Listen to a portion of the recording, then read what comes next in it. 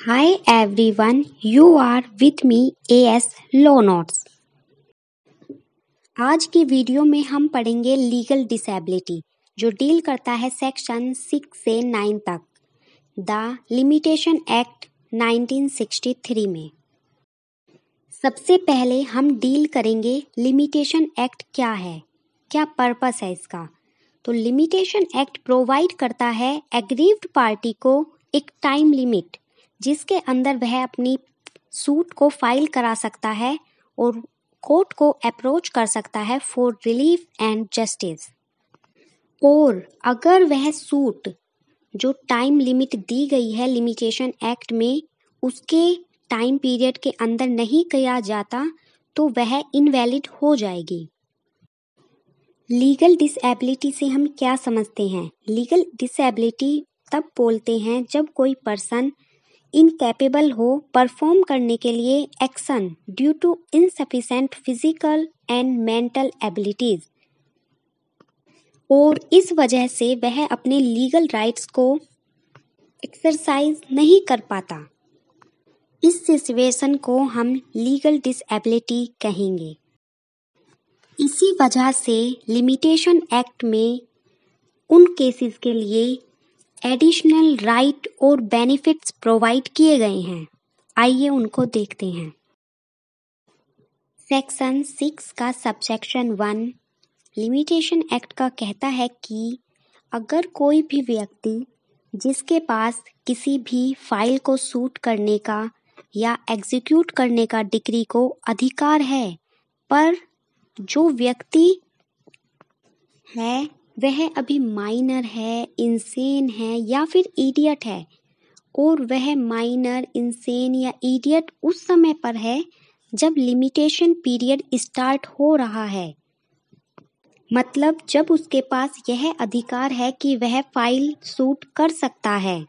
ऐसी सिचुएशन में जब वह डिसेबिलिटी से सफ़र कर रहा है उसके अगेंस्ट जो लिमिटेशन पीरियड है वो स्टार्ट होगा ही नहीं। लिमिटेशन पीरियड जब स्टार्ट होगा तब उसकी डिसेबिलिटी ख़त्म हो जाएगी। जब वह डिसेबिलिटी जो भी उसे है, माइनर है या इंसेन है, वह ख़त्म हो जाएगी, उसके बाद उसका लिमिटेशन पीरियड स्टार्ट होगा।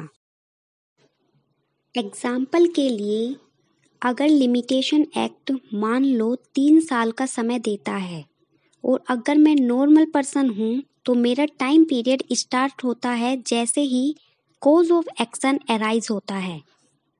लेकिन अगर मेरी एज 16 ईयर है तो जब तक मैं 18 ईयर की नहीं हो जाती तब तक मेरा टाइम पीरियड स्टार्ट नहीं होगा।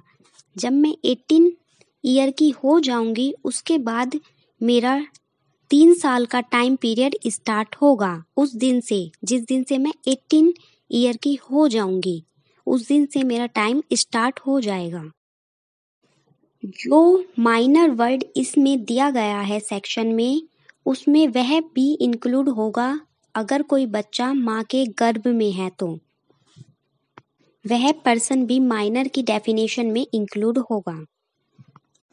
नेक्स्ट, मल्टीपल डिसेबिलिटी जो डील करता है सेक्शन 6 का सबसेक्शन 2, जो बताता है कि अगर कोई पर्सन मल्टीपल डिसेबिलिटी से सफ़र कर रहा है या फिर एक डिसेबिलिटी ख़त्म हुई और दूसरी स्टार्ट हो जाती है तो वह तब तक लिमिटेशन पीरियड काउंट नहीं होगा या स्टार्ट नहीं होगा जब तक सारी डिसेबिलिटी ख़त्म ना हो जाएं। जब उसकी सारी डिसेबिलिटी ख़त्म हो जाएगी उस टाइम पर उसका लिमिटेशन पीरियड काउंट होना स्टार्ट हो जाएगा। एग्जाम्पल की हेल्प से समझते हैं। कोई एक पर्सन है जिसकी उम्र 17 साल है और वह इंसेन भी है, मेंटली डिसेबल भी है। 1 साल बाद वह 18 का हो जाएगा, मतलब उसकी माइनर वाली डिसेबिलिटी ख़त्म हो जाएगी। लेकिन जब तक उसकी इंसेन वाली डिसेबिलिटी भी ख़त्म नहीं हो जाती तब तक उसका लिमिटेशन पीरियड काउंट होना स्टार्ट नहीं होगा। Next, continue disability until death जो डील करता है सेक्शन 6 सबसेक्शन 3। यह सेक्शन डील करता है कि अगर किसी पर्सन की डिसेबिलिटी ख़त्म ही ना हो। अगर कोई पर्सन है वह इंसेन है और वह उसकी डेथ तक वह इंसेन ही रहा तो फिर क्या होगा? तो यह सेक्शन उसके बारे में बात करता है।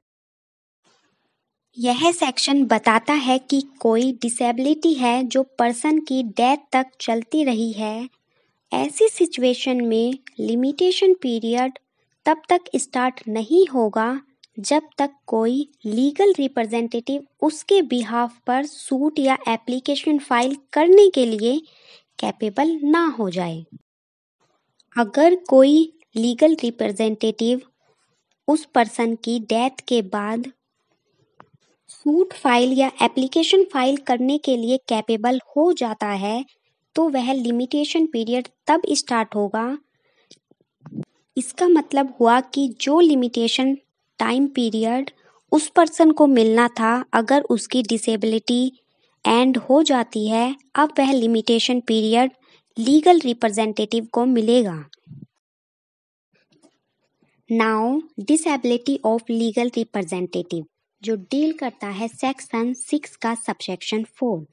इस सेक्शन में बताया गया है कि जो लीगल रिप्रेजेंटेटिव है अगर वह ही किसी डिसेबिलिटी से सफ़र कर रहा है और वह डिसेबिलिटी तब तक चलेगी उसकी डेथ तक, तो ऐसे में प्रोविज़न जो सबसेक्शन 1 में और 2 में दिए गए हैं वह अप्लाई होंगे।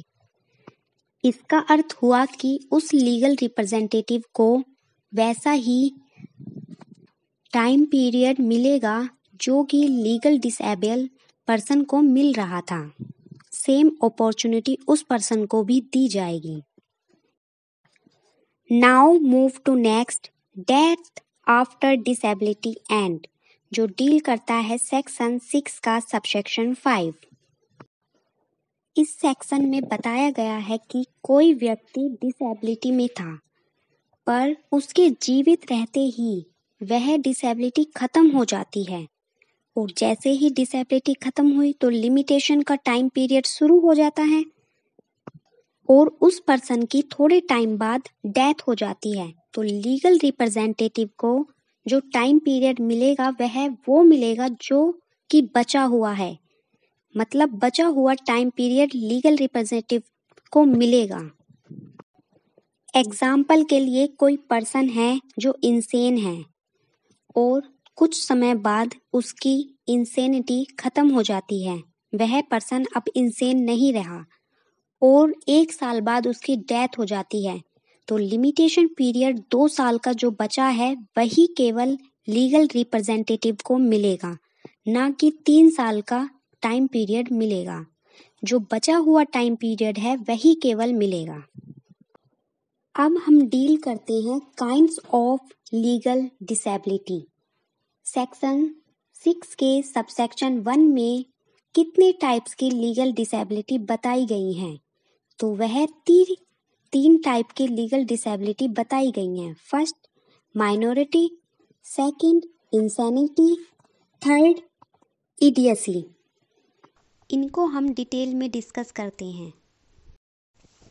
माइनर कौन होता है? According to Indian majority act, जिस पर्सन की एज 18 ईयर से कम होती है वह माइनर कंसाइडर किया जाता है। इंसेन पर्सन कौन होता है? इसका मतलब होता है अनसाउंडनेस ऑफ माइंड या फिर lack of ability to understand that prevent someone from having the mental capacity. इसका मतलब हुआ वह पर्सन जिसको समझने में प्रॉब्लम होती है या वह समझ नहीं पाता कि वह क्या बोल रहा है, क्या कर रहा है। लॉ के अकॉर्डिंग उसकी मेंटल कैपेसिटी ऐसी नहीं होती कि वह एंटर कर सके किसी पर्टिकुलर रिलेशनशिप में, स्टेटस में या ट्रांजैक्शन में, उसको हम इंसेन पर्सन बोलते हैं। थर्ड इडियोसी, वह पर्सन जो एक्ट करता है या फिर बातें करता है एक्सट्रीमली फुलिश वे में, उसको हम इडियट कह सकते हैं। ऐसा नहीं है कि कोई पर्सन जो इडियट है वह मेंटली इनस्टेबिलिटी की वजह से ही इडियट हुआ हो, वह अपने बर्थ से भी इडियट हो सकता है। Now who is entitled to the benefit of section 6? वह कौन पर्सन है जो सेक्शन 6 का लिमिटेशन एक्ट का बेनिफिट ले सकते हैं? पहला, जो माइनर पर्सन है, second insane, third idiot and fourth legal representative. Section 6 के अकॉर्डिंग लीगल रिप्रेजेंटेटिव को भी इंटाइटल किया गया है कि वह सेक्शन 6 का बेनिफिट ले सकता है। Now move to next section, disability of one of several person, जो डील करता है सेक्शन 7। यह सेक्शन बताता है कि जहां पर एक से ज़्यादा पर्सन हो और वे जॉइंटली इंटाइटल हैं फाइल करने के लिए कोई सूट या एग्जीक्यूट करने के लिए डिक्री, लेकिन उनमें से एक पर्सन डिसेबिलिटी से सफ़र कर रहा है। ऐसी सिचुएशन में हमें देखना होगा कि क्या जो बाकी के लोग हैं वह सूट फाइल कर सकते हैं या नहीं। अगर वह सूट फाइल कर सकते हैं उस व्यक्ति के बिना, उसकी कंकरेंस के बिना, तो लिमिटेशन पीरियड स्टार्ट नहीं होगा जब तक डिसेबिलिटी ख़त्म नहीं हो जाती उस व्यक्ति की। पर अगर वे जो बचे हुए व्यक्ति हैं वह बिना कंकरेंस के सूट फाइल कर सकते हैं उस व्यक्ति के, तो लिमिटेशन पीरियड स्टार्ट हो जाएगा, भले ही एक व्यक्ति डिसेबिलिटी से सफ़र क्यों ना कर रहा हो। कुल मिलाकर इस सेक्शन में यह बात की गई है कि जो बचे हुए व्यक्ति हैं जो डिसेबिलिटी से सफ़र नहीं कर रहे, उसका क्या रिलेशन है उस सूट को फाइल करने में। क्या वह उस डिसेबिलिटी वाले पर्सन की बिना सूट फाइल कर सकते हैं या नहीं। यह सेक्शन अप्लाई होगा डिस्चार्ज करने के लिए liabilities related to immovable property और manager of Hindu undivided family. इसका अर्थ हुआ जो इमूवेबल प्रॉपर्टी हैं उसमें भी यही सेक्शन अप्लाई होगा, या फिर मैनेजर, हिंदू अनडिवाइडेड फैमिली होती है उसमें एक ही होता है हेड, तो वो पूरे फैमिली के बिहाफ पर डिस्चार्ज कर सकता है लायबिलिटीज को। यह सेक्शन इस बात से डील करता है। Now move to next section, special exception, जो डील करता है सेक्शन 8। यह सेक्शन बताता है कि जो कुछ भी हमने सेक्शन 6 में या सेक्शन 7 में पढ़ा है वो अप्लाई नहीं होता है ऐसे सूट के ऊपर जिसके अंदर प्री एम्पशन राइट क्लेम किए जा रहे हैं, और ना ही उन सेक्शन पर जिसमें पीरियड ऑफ लिमिटेशन की बढ़ाने की बात की गई है किसी भी सूट या एप्लीकेशन के संबंध में जो 3 साल से ज़्यादा और की बात की गई है। और 3 साल कब से काउंट होंगे? जब से वह डिसेबिलिटी ख़त्म हो जाती है या वह डिसेबल पर्सन की डेथ हो जाती है, उस समय से वह 3 साल का टाइम पीरियड काउंट होगा। प्री एम्पशन राइट क्या होते हैं? यह ऐसे राइट हैं जो एक व्यक्ति रख रहा है दूसरे व्यक्ति की प्रॉपर्टी के संबंध में। एग्जाम्पल, 2 प्रॉपर्टी हैं ए और बी। ए प्रॉपर्टी का मालिक एक्स है, बी प्रॉपर्टी का मालिक वाई है। दोनों आस पड़ोस की रहने वाले हैं, तो इन्होंने एक दूसरे को प्री एजम्पशन राइट दे रखे हैं। मतलब ए प्रॉपर्टी के मालिक ने यह कह रखा है बी प्रॉपर्टी के मालिक से कि जब भी तुम अपनी प्रॉपर्टी को बेचते हो तो मुझसे एक बार पूछ लेना। सेम बी प्रॉपर्टी के मालिक ने भी यही कहा हुआ है ए प्रॉपर्टी के मालिक से। क्या पता इस प्रॉपर्टी को मैं ही खरीद लूं जिस प्राइस पर आप देना चाहते हो। प्री एजम्पशन राइट का मतलब यही है कि एक व्यक्ति को दूसरे व्यक्ति की प्रॉपर्टी खरीदने का फर्स्ट प्रेफरेंस मिल जाता है। और अगर वह पर्सन मना कर देता है तभी वह प्रॉपर्टी किसी और को दी जाए। Now move to next, continuous running of time, जो डील करता है सेक्शन 9 ऑफ लिमिटेशन एक्ट।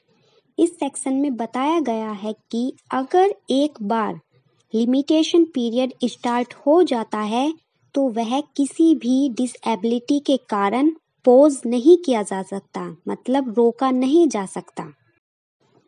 लेकिन इसका एक्सेप्शन है कि अगर लेटर ऑफ एडमिनिस्ट्रेशन ग्रांट कर दिया गया हो किसी भी डेटर की उस स्टेट से संबंध में जो किसी क्रेडिटर की है, ऐसी सिचुएशन में लिमिटेशन पीरियड किसी भी डेप्टर का रिकवरी के लिए तब तक सस्पेंडेड रहता है उस टाइम पीरियड में।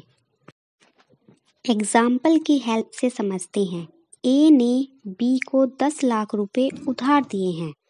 अब ए बी से रिकवरी कर रहा है लेकिन बी वह पैसे नहीं दे पा रहा, तो बी की कोई प्रॉपर्टी ए को दे दी जाती है।